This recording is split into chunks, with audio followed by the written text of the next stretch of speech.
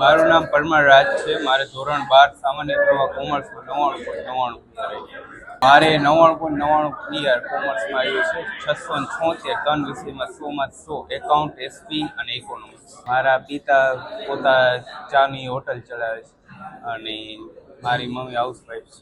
સવારના પછી 3 થી 4 કલાક મારા પપ્પાને કેબિને જવાનું હોય, એટલે સવારના હું થોડુંક 5 થી 6 વાગે ઉઠી જાઉં, એટલે 2 કલાક એમાં વાંચન.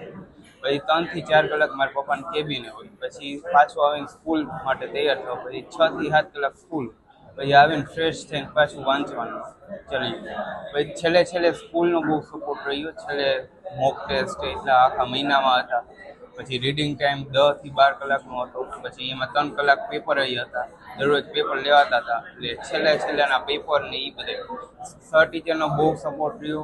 ધવલ સર ને એ બધે મોટિવેશન થોડુંક આપણને આપે, એટલે આપણને થોડુંક બૂસ્ટઅપ જળવે. એટલે આ જ મારે ફ્યુચરમાં સીએ કરવાનું.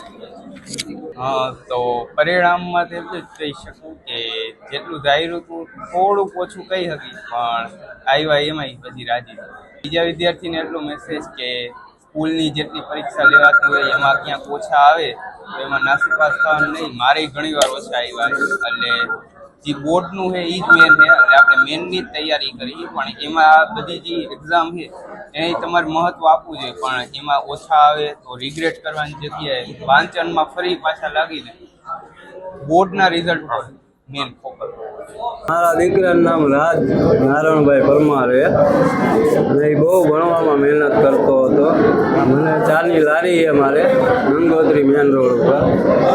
ત્યાં લંચ દઈને વહી જતો, ખાલી ફોન બહુ રમતો જ નહીં. ફોન નથી રમ્યો એના હિસાબે જ પહેલો નંબર લઈ હોય. એટલે જઈએ જાય ત્યાં ભણતો જ હોય. સવારે 5 વાગે ઉઠી જાય, વાંચવાનું, ભણવાનું, લખવાનું. બહુ સારી લાગે, ખુશી થાય. એને જે ભણવું હોય, જે બનવું હોય અમે કાંઈ કહેતા નથી. દીકરાને ભણાવો બસ.